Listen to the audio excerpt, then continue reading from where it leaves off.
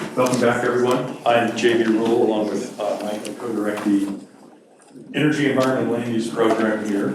And we are also very happy to have recently launched a private climate governance lab. And so this panel will address that broad topic. We'll talk about what the lab is doing. I'll orient you, talk a little bit about one aspect of that lab's work, and then Mike will fill in. We're kind of the adaptation guy and the mitigation guy. So you put the two of us together, we've got climate policy covered. And then we'll hear from Jeff Gowdy from the business school about kind of the business proposition of private climate governance. And Ethan Thorpe, our fabulous inaugural director of the private climate governance lab, who you saw earlier today if you were here for the State of the Environment report. Why a private climate governance lab? And I think three reasons.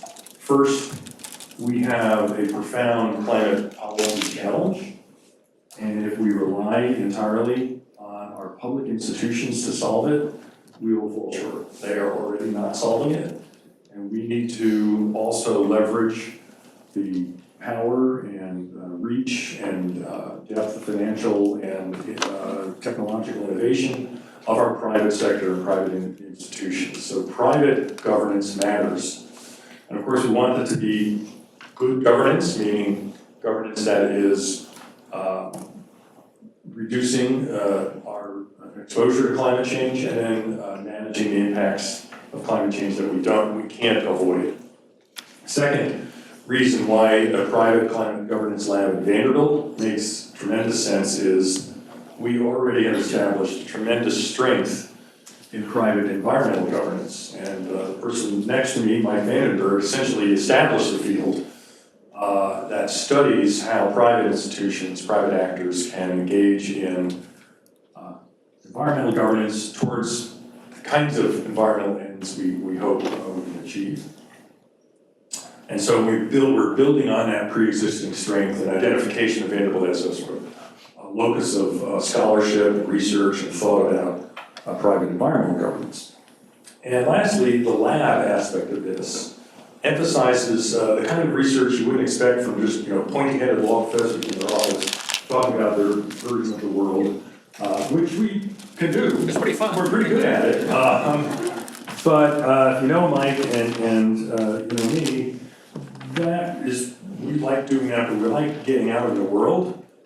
We have very deep practice backgrounds, and this lab is really designed to extend the research beyond that traditional legal research, make it interdisciplinary, project-based, kinds of things you can do if you think we're in a lab, right? What should labs be doing? So we hope to inform you about the kinds of research initiatives the Private Climate Governance Lab has undertaken that you probably are not going to see at many other law schools, even if they have environmental law programs, because of this combination of private climate governance lab. I guess I'll just briefly touch on the adaptation side of that, and we can go down the panel here. So now I'm changing from moderator to panelist. My focus is on adaptation, responding to the impacts of climate change that we can't avoid through mitigation. And everyone is aware of the political polarization that is around climate change mitigation, meaning reducing greenhouse gas emissions and increasing greenhouse gas sinks. Adaptation is the other side of that. It tends to not be that politically polarized because it's just a threat. So if you're a red state or a city in a red state, if we want to use those terms, climate change is climate change. The next record storm hits your city, and you don't ask, well, was that a Republican storm or a Democratic storm or what storm? It was a storm, and we need to respond to it. So you can frame adaptation without falling into this polarization. It's largely a local government initiative. We need state support and more national support than we're going to get. But really, it's localities that are the front line of climate change adaptation. Whether it be sea level rise, increasing heat, drought, you name it. All of those threats really challenge the local government scale. And they can attend to issues like vulnerable populations without falling into the whole problem of political polarization around equity now that we see. What's the private side of that, of course, is that the physical risk of climate change impacts, floods, heat that your employees can't show up that day, supply chain disruption from storms, who knows where, your assets as a corporate entity that are threatened by these impacts, that's just bottom line. It goes straight to the corporate bottom line. And again, it doesn't matter what your politics are. If you're in charge of the health of a private institution, a corporate institution, you're accountable for that bottom line. So your risk, your asset risk is part of your private climate adaptation governance proposition. And we have projects that are, which we'll talk about later, that are designed to begin to actually use artificial intelligence to help public and private planning for adaptation and help coordinate the two. So that's the adaptation side and an example of the kinds of projects we're thinking about for private climate adaptation governance. And now I'm going to turn it over to Mike and talk a little bit about your bucket of mitigation.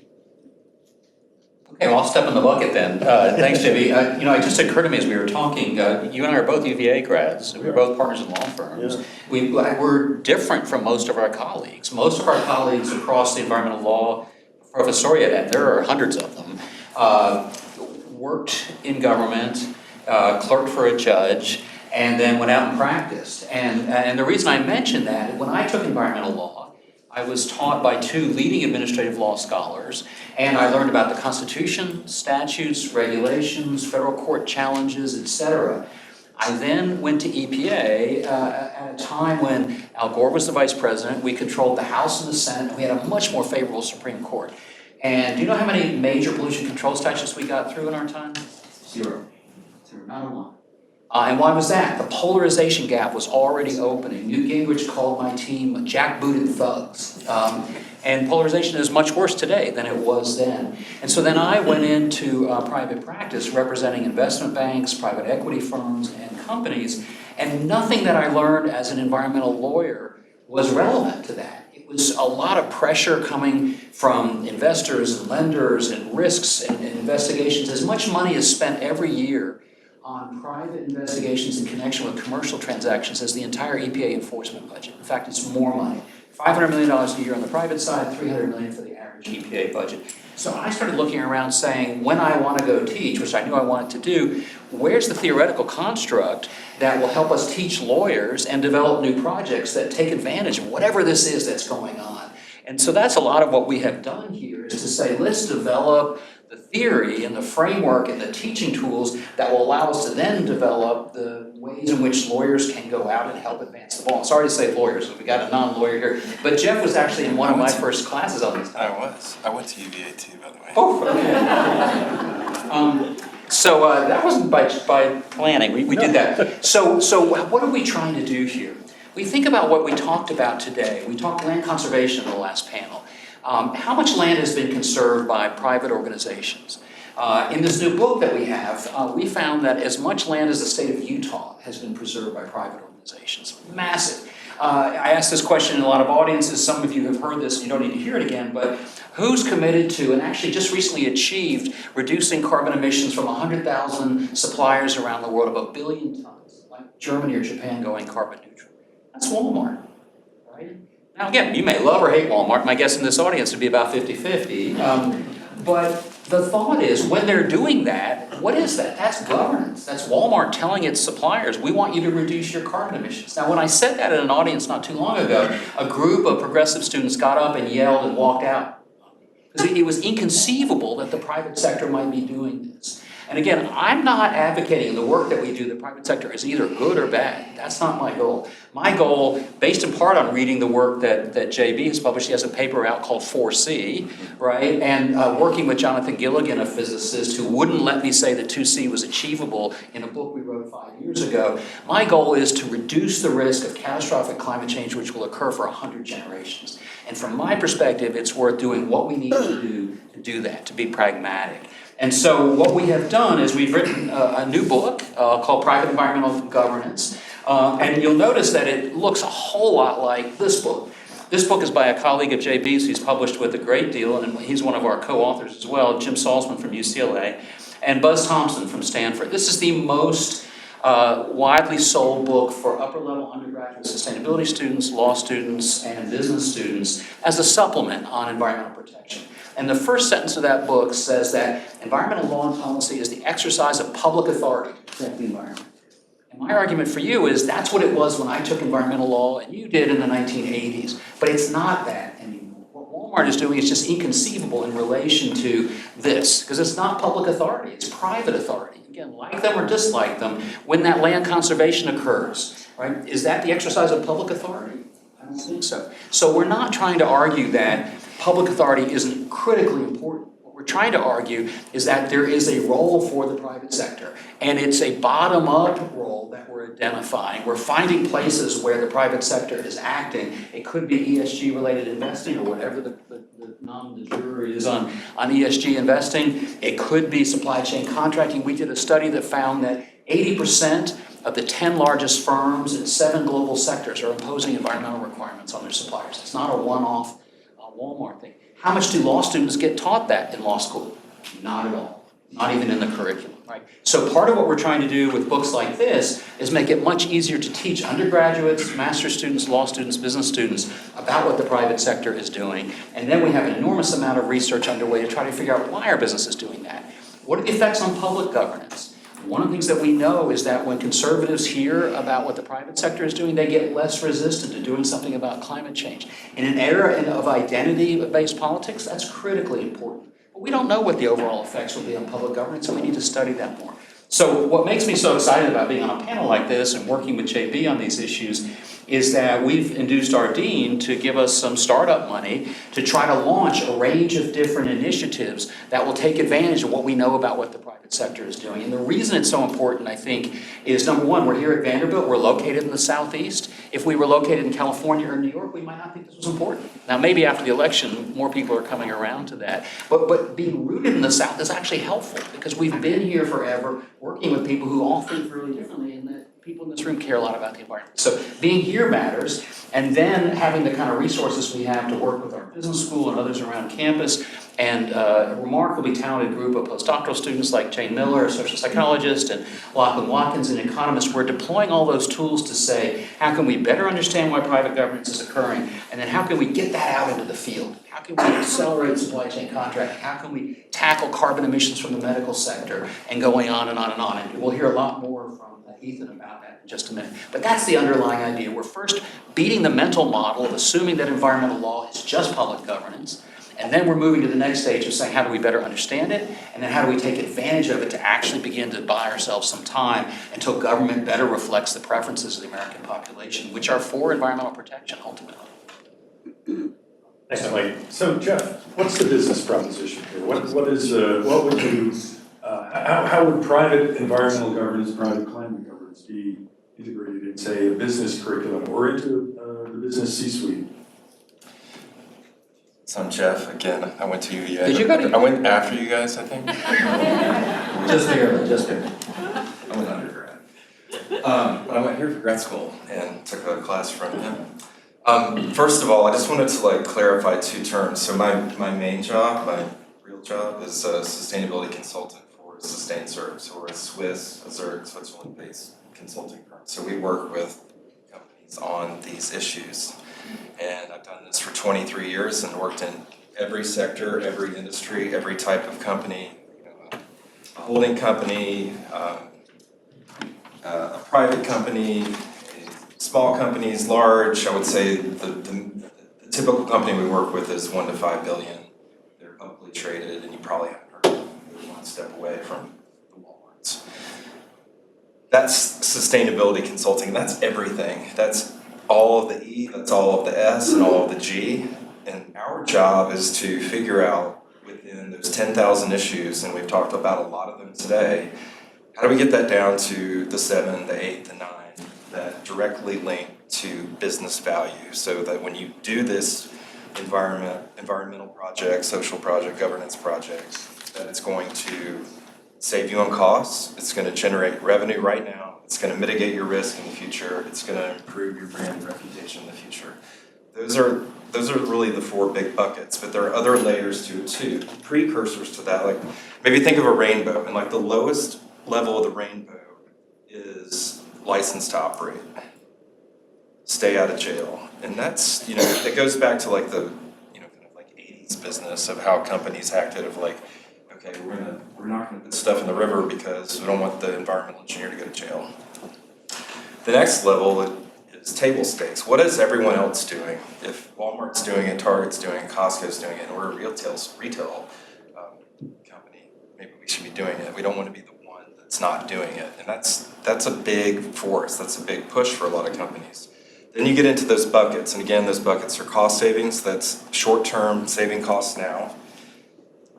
In the longer term, it's risk mitigation or risk reduction. What those words mean is we're trying to lower the probability that we're going to pay costs in the future around these issues. On the flip side, the profit equation, the revenue part, revenue generation right now. Can we sell more product or service because we're doing better in E, S, and G than everybody else? And how do we market that?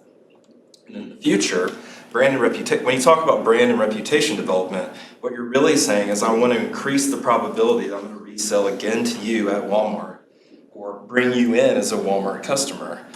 I want to develop my brand, which is you recognize my company name, and once you recognize the company name, that you associate favorably with it, that your values align with that. So this is a real 4 business value buckets. And then the 7th layer, the outer layer of the rainbow, would be what we would call pre-competing. What can we do looking 5, 6, 7 years out? And you're probably going to get to this last because you want to do everything else first. It makes sense. You want to stay out of jail first. You want to make sure that you keep up with everybody else second. You want to save as much cost, generate as much revenue, lower as much risk, improve your brand as much as you can. And then you can start thinking about pre-competing. And those are the 7 buckets. And so a question that we get a lot as consultants is, how do you feel, or like what's going on right now in the last 2 months? And I feel bad. I mean, people ask me all the time, how you doing? And at the I say micro, I'm great. Like when I go home, like I'm great. I have a fabulous life. But macro, I'm horrible, and I think a lot of people feel that way. But it's not as horrible, I think, as we think it is, because when you think about those 7 layers, what is happening in terms of like what's going away is that bottom layer. It's the bar for staying out of prison for environmental performance is gone away. And by the way, in the United States versus Trump, the Supreme Court said the president is absolutely criminally immune for any actions within the core functions of the executive branch. That's fine, that's not the message. I'll speak only for client companies that we work with. Who we work with, they're not thinking about that. They haven't thought about that in 20 years. They haven't thought about that in 25 years. They're thinking about pre-competing, most of them, or they're thinking about brand, they're thinking about risk reduction. It's all the business value. The business value does not go away because somebody cleans off a website. The business value does not go away if the bar is lower for staying out of jail. It doesn't. And if that's where you're operating, then that's where you're operating. Like, you're not going to be coming to us anyways. Like, you were going to do that no matter what. So, as awful it is when you turn on the TV and look at news in terms of like what's happening around environmental issues, particularly with compliance and regulation, it feels bad, but the blocking and tackling of why companies do this has not changed. It's all still there, and it's going to stay there. And I think once we get used to the chaos, that it'll get a little more normal. The thing that's changed is we have to be careful with the words and phrases that we say. There's certain words that are just like, there's a list. And so I wanted to, that was a long part for the sustainability. So I teach it at Owen. I've taught there 16 years. The classes there are called ESG. ESG and sustainability are not the same thing. ESG is born out of the investment community, and it's all looking at that one bucket of risk. That's one bucket of 7. And there's nothing more businessy about business than risk management. It's the least woke thing. It's the least liberal leftist long-haired hippie tree hugger thing that they're like identifying risk with a lens of environmental issues, social issues, governance issues to identify where business risk and issues that you missed before because you thought of those things as long-haired hippie stuff. But when you actually look at them comprehensively, you find risk. And that's what ESG is. That's what that term is. It's a business school term. It's a risk management term. And it's the most really concrete thing of all of sustainability. But we can't use it now. And you just have to adapt to it. So that was one point I wanted to make. I got a lot of other points, but I think I'll pause right here and I'd rather just take questions personally. So, great, thanks, Jeff, for framing that. And Ethan, talk a little bit about what we're doing at the lab. Yeah, so sort of as Mike and JB have mentioned, this lab is really an innovative experiment. I'm not coming from a lawyer's perspective. I haven't been to law school yet, maybe ever, we'll see what happens. But, so I think I'm coming at this from a different point of view than a lot of people who are sort of working in these law labs. And I think that's really, really inspiring to me because when we think about climate in the 21st century, and I touched on this before, it's an everything problem. I mean, anything that you care about. If it's health, the World Health Organization has called climate change the greatest public health threat of the 21st century. If you care about business, if you care about the economy, this is something that threatens global supply chains. It's something that threatens hundreds of thousands of labor hours. If you care about housing, this is something that threatens efficiency. It's something that threatens energy burden and housing affordability across the country and across the world. And so what I think that this lab can do is really recognize these cross-cutting issues and bring folks together that may not typically be in conversation. We were in a meeting earlier today where we had folks from the medical center, from Owen, from all these different schools who all had their different perspectives on this, but at the end of the day, we're all fighting the same battle. And I think that what the Private Climate Governance Lab and the notion of private climate governance more broadly can do is to bring these different incentives together and to really to create a unifying force even as these really sort of depressing things come out of the public sector. And so, as Mike said as well, the purpose is not to circumvent public, or maybe to a certain extent, but it's not to replace public governance. But it is something that can fill these gaps. So when the EPA cuts their research and development staff, private organizations can come in and do this really important work, as Aaron has done with Think Tennessee, as other groups have been doing. These are direct responses to critical threats to our personal and planetary safety that I think private climate governance is uniquely positioned in the 21st century to adopt solutions to and to respond to. And so as polarization continues to fester, it's really important to find these places where we can unify, where we can overcome that, and where people right, left, center, rural, urban, suburban, wherever you are, can come together and realize that climate is something that I care about and something that I can identify with, rather than identifying with these things that pull us apart. It's something that we can say, look, I care about my education, I care about my kids' future, I care about these things that are really salient, and maybe I don't want the government in my house, maybe I don't want them mandating certain electrical components or that I have certain thermostats, but I do care that my children grow up in an environment that is hospitable, that they're able to get access to cheap food, cheap, healthy food, and that's something that climate change threatens, whether you want to accept it or not. And so I think sort of the purpose of the lab is to bring all of these diverse perspectives together and really create this message that climate is an everything problem, but it's also a solution that everybody can contribute to. So maybe if you would say a few words about the specific projects we have, does that make sense? Yeah, that's what I was going to say, yeah. Yeah, so sort of touching on those, if we want to talk about sort of where it can fill these gaps, I mean, the state of the environment is a great example of this as public information is sort of wiped from government websites. And granted, there's an interplay there where we are using publicly available information, but also we can fill those empty spaces. We're also working with the medical center. Reed Omri, who I think had to drop out of here, we're working on establishing new quality assurance indicators. So hospitals and doctors, the way that they achieve accreditation is through these specific quantifiable metrics. So it could be things like infections or falls, things like that. And when we think about, again, coming back to this, climate is an everything problem. It's a healthcare problem. It's something that in order to improve healthcare quality, we need to be embedding sustainability within these practices. And so that's something that we're working with the medical center on.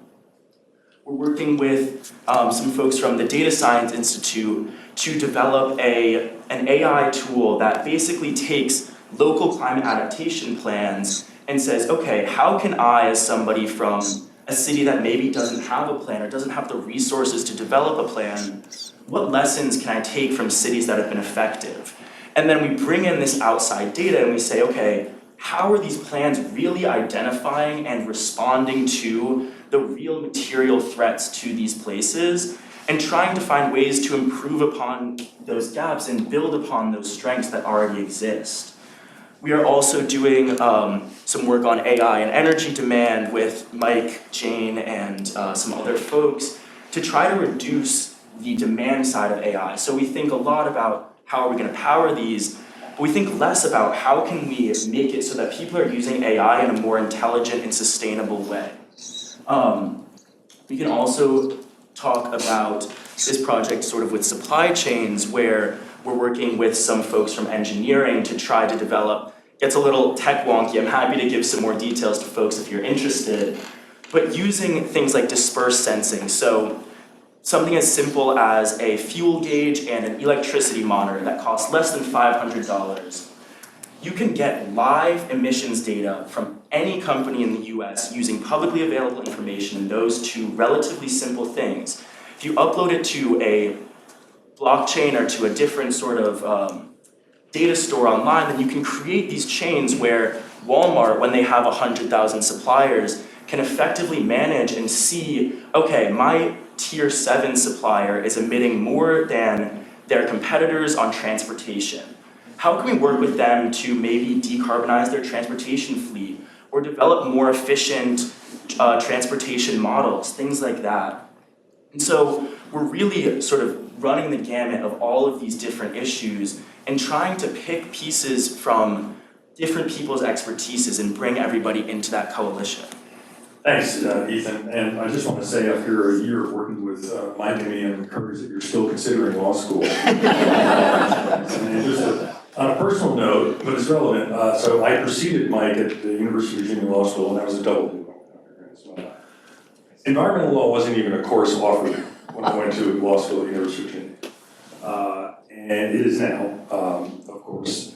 But certainly I would think only a handful of law schools have, of course, anything like private environmental governance and private climate governance. So I like to think we're ahead of the curve on that. Just, I want to go back to Mike's point to just frame this again. He mentioned I wrote an article a few years ago with a great friend and colleague at now at Kansas Law School, Robin Craig, called 4 degrees centigrade. It was just 4C was the name of the article. And we tried to envision the future trajectory of the climate under a business as usual model. And it will get us to 4 degrees centigrade. What does that mean? It's really bad. And adaptation will take on a different meaning at that extreme extent of climate change. And so going back to the point of our public institutions, we want to go all in on public institutions, sure, but this is a massive long game proposition. And if we assume that private institutions don't have a role to play or they're going to be trying to undermine, the whole point of this panel and this project is there is a different way of approaching that. We will need buy-in from private institutions. It's not going to happen with public institutions alone. Or and I will add that just last week, France adopted its national climate adaptation plan and said, we need to think about what 4 degrees centigrade looks like because if things don't change, that's where we're gonna wind up. And it's the first national climate adaptation plan that actually acknowledges that as a very distinct and real possibility. And I kind of read that and thought, well, I guess it's nice that they cited me, but I wish we hadn't gotten to that point, right? That was the whole point of the article, don't get there. So anyway, we need to wrap up here at 5 to make room for a class at 5:10. So we'll take questions and we'll start on this side of the room and move to that side. We'll rotate, how about that? Gentlemen, I'm thrilled to hear about the lab. And my question to you is, how are you going to collaboratively, from a private governance and climate perspective, actually help industry and governments factor in market signals better? The insurance industry had over $20 billion in insured losses in the first quarter of last year. An overpriced climate real estate bubble is about to pop in this country that will negatively impact every government budget because of lost property taxes and infrastructure damage. What do you do when the market won't respond to market signals? So we all probably have different answers. I'll give you a quick one and then I'm going to pass it over to my UVA, to our business consultant. I'm sure J.B. and Ethan have answers too. So here's just one example. So if you're in business and you're thinking about requiring environmental improvements and carbon emissions reductions among your suppliers, one of the things that you're worried about that might keep you from doing it and reducing your carbon emissions is that you're going to have litigation against you because you will have wasted shareholder money and breached your fiduciary duty because it's just the woke values of the managers that's inducing you to impose those supply chain contract requirements on your suppliers. And that might scare you away from doing that, even though I think that would be a losing suit. So we did work, and she had to leave, I think. Oh, there she is. She's standing up by the microphone. So Jane is a social psychologist. We had a social psychologist, an economist, Margaret Blair, from our faculty, and a physicist, John Gilligan, and we did a survey of potential employees, retail customers, and community members of firms, and we found that they hold the tier 1 and tier 2 suppliers of firms as responsible, in effect, for their clean air and pollution emissions as they do the main company itself. So if you were otherwise afraid of doing that because you didn't have the ability to defend your business decision to do that, we have a paper coming out in the Iowa Law Review in a couple of weeks here that will demonstrate empirically that actually you face a business risk of that. You face the reputational brand risk of what your tier 1 and tier 2 suppliers do. So that may sound a little abstract, but that's an example where we are looking for the different places where we need to build a business case. Jeff talked about the legal license to operate, and that's what 95% of law schools are teaching right now. We're also teaching the social license to operate. Bud Light lost a lot of money. United Airlines dragged a guy off a plane, lost $1 billion in value overnight.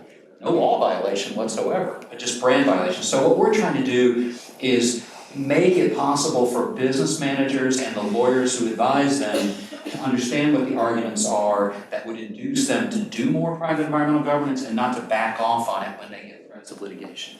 And the point of the AI project that Ethan mentioned is to give businesses the capacity to measure their plans, if they have one, against the data that creates a profile of their risk in particular locations. And who heard of the Baxter International incident in Hurricane Helene?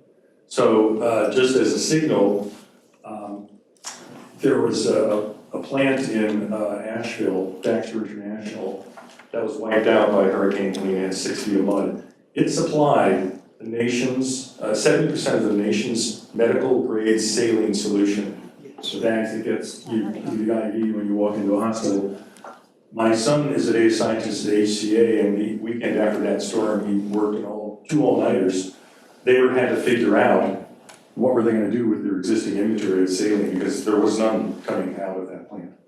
That's the kind of now planning that you have to do as a business. HCA has 180 hospitals around the nation.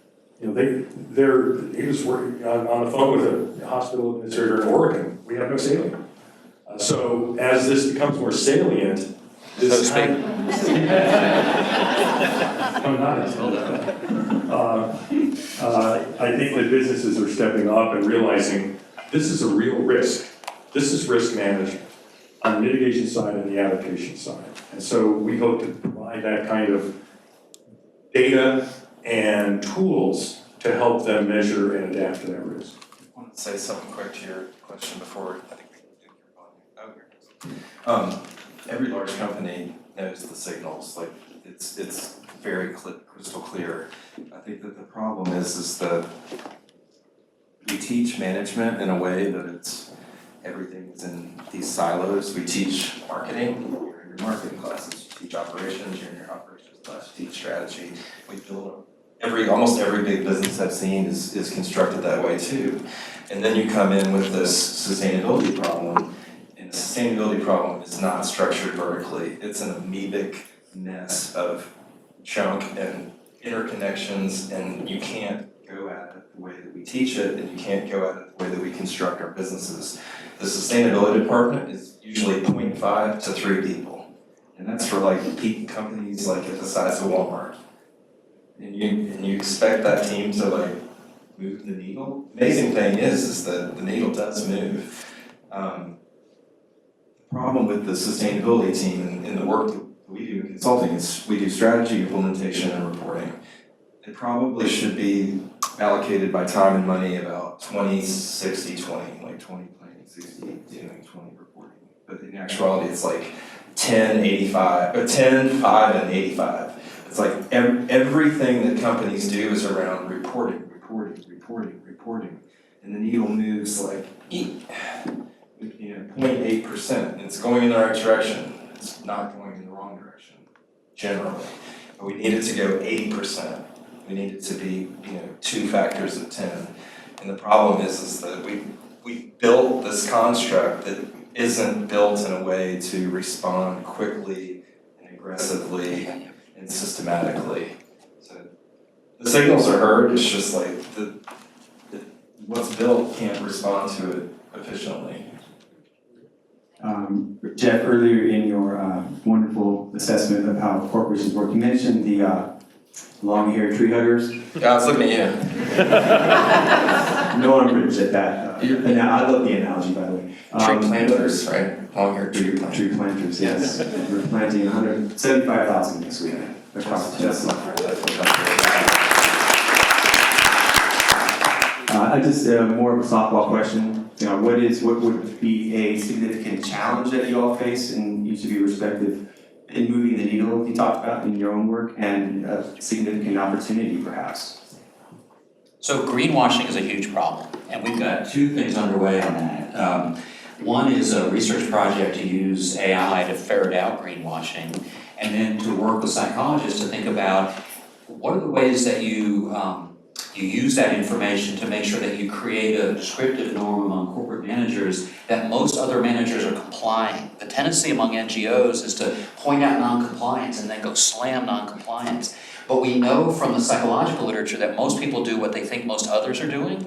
And so when I was at EPA, we would have Carol Browner and Janet Reno say, nobody in the plywood business is complying with the VOC standard. And my guess is we increased non-compliance because we created the sense among the managers that nobody complies and you're a dupe if you comply. So we're trying to figure out, A, how to use AI to identify greenwashing, and then how to use psychological principles to frame the information we get in ways that call out the bad actors, but then do that without creating a norm that everybody's a bad actor. Last great thing on that is we have a paper out in the Cal Berkeley Journal on Environmental Law, the Environmental Law Quarterly, that proposes a set of financial instruments that would separate greenwashing companies from those that are not greenwashing. And the way that would happen is you would enter into an agreement with a bank, with a land trust, or an environmental trust as the beneficiary, and you would agree to buy high-quality offsets for every ton that you fell short of your commitment. And that would be an example of how we'd love to put that into effect, but we just need the time to be able to do that. And I'd say that, to build on Mike's point, the greatest opportunity I see, I know this is probably getting to be just trivial to say it, but is AI. The model that Ethan has built with the assistance of Mariah and our Data Science Institute in 2 semesters, it's amazing. If we had tried to do that with just humans, I'd need 100 RAs and still couldn't have done what this is doing. Right, Mariah? I mean, it's stunning, and every time we say, hey, we'd like the model to do this, they're like, okay, we'll probably get to that, we can have that by noon tomorrow. Yeah. Noon tomorrow? Should take 3 weeks, right? No. Also, like the power of the Data Science Institute, right, and like leveraging these collaborations, I think has just been great. So I think there's tremendous opportunity to leverage this new era of AI, large language models and intensive data models. I mean, we're going to reasoning models. I really see that as a tremendous horizon for us. Caroline, you're in charge of. Yeah, maybe Jeff. I'm gonna answer that one real quick too. The opportunity I'm gonna answer as professor, the biggest opportunity is changing management science. You know, if you go here for 8 quarters, you probably take 32 to 34 classes. You know, if I was starting my own business school and making it from scratch, the first quarter would be your basics, you know, the kind of silos, and then everything else would be real scenarios. Like, okay, this is a corporate scenario, and here's the issue, and you got to figure everything out across all the subjects. Here's a family-run business. Here's a holding company business. Here's a medium-sized private. Here's a nonprofit. It's like all these different scenarios, because that's when you go out. You don't go to work with your marketing textbook. You go to work in a real-life messy spaghetti scenario. You got to put it all together. Why don't we teach that way? Biggest risk, I think. Sorry, keep going. I think the biggest risk is apathy in individuals and in companies, and I think the biggest risk within apathy is waiting for, I'm going to borrow some of your words from you guest lecture, waiting for a silver bullet, waiting for one thing to save us, and not believing in silver buckshot. That's definitely your words. Every single thing matters. Like being here matters. Like being positive, sitting right here talking matters. Staying the whole time here matters. Every single thing matters. And we can't give that up. And I think if we can do that every day, and I did the math the other day, if I did that every day and affected 2 people, and then 2 people went out and did that to 2 more people, I can't remember what the number was, but it was in the billions within like 10 days. Think about that. If you just positively affected 2 people every single day, and they did the same thing, within, I know when you get called on that, but I think it was like 10 days you get into the 10 to the billion seventh. It's quick. So I hope that's, you remember one thing I said, I would hope it's that thing, is don't get into apathy. This is really cool. Thank you guys for all this great information and your work. I understand that you can download, maybe this is just for small scale stuff, but I understand you can download local copies of AI and run it locally to reduce the footprint. Curious if you guys are doing that or not, or how are you running your AI? What are your AI emissions? I'm sure they're worth it, but I'm just curious if you're looking at that. It's true you can download an LLM onto your laptop. We're not there yet. Our goal would be to build a kind of a user interface app that would provide all that, but there's a lot of stuff you can't get on. We have a lot of data and a lot of computing power behind this model, so I don't know where laptops are going. I don't know if you have any input on that, but I know that there's been some efforts to sort of like, once we run models, right, to then the sort of output that we know people would be searching over and over and over, to then hold that and sort of like have it be saved so that it's not repeating, to sort of like cache that information rather than repeating it. Say that the project that Jane and I just submitted a grant proposal on, which would disclose to you the carbon emissions and energy use. The goal would be at a very widespread level for people to start looking for those solutions. And, maybe if we do it well, when it gets a notice, it would also give you, and I find those, have you considered things a little annoying, but we might say, have you considered downloading it on your laptop? And to do that among 100,000 or 1 million people, now we start having some real effects. Can you all hear me? Is this thing working or? We're trying to send you a message. Thank you. Ethan mentioned that about the healthcare industry, and 80% of the healthcare industry's emissions, carbon emissions, come from their supply chain. And I just heard Mike mention that one thing that they could be reminded of is their potential liability from their suppliers. Other than that, are there other things that could be applied to the healthcare industry? Maybe drawing upon what Jeff said about Walmart, where would healthcare people, what would they look at? How could they use Walmart's experience? And what would that look like? And finally, just realizing that healthcare has been very slow to the game to begin with. How can we speed that up? Thank you. 2 or 3 quick ideas, and I'm going to pass it on because both of my colleagues have a lot to say about this. We just talked this morning about possibly another project that would collect and disclose the information about the carbon emissions from medical centers around the country and publicly disclose that. And that might induce medical school applicants and residents to begin on the margin to choose among one school versus another as some way to get to the top medical managers, because otherwise they're pretty bulletproof on a lot of this stuff. And so that would be one way, is to use applicant pressure to try to have some effect through a disclosure mechanism. The other thing I would just say as a part of that is that, and I hope Ethan will get to this, but one of the big challenges out there for supply chain contracting requirements is that SMEs, the small and medium folks, don't have the resources or expertise to comply in a lot of cases. So one of the things Ethan, so he can say a few words about, is trying to come up with ways to make it much easier to comply so that when a medical center says, would you reduce your carbon emissions from that 80% that make up our carbon footprint, you'll get higher levels of compliance. And I don't know if you've got more to say. We have a quick minute. Yeah, okay. So I think one point is group purchasing organizations. So there was one study that I found that just by talking with them, you can cut 5 to 12% of waste. 2 is sort of addressing that supply chain problem, which this project that we're working on and I can discuss more about later, I think is a very good step forward, and that's something that has been sort of sticky in the past. A 3rd is decreasing low-value care. I mean, that's a broader problem between healthcare affordability and emissions, but prioritizing preventative rather than curative care is a huge option that I think is underrepresented in sort of more public knowledge. That was something that I didn't know about until starting this project. I see that it just ticked to 5, so I don't want to. Yeah, we're out of time. I worked on Walmart's launch in 2006, so if you want to talk about it in detail. We're out of time. Thank you. Well, with apologies to anyone who had a question, we will be able to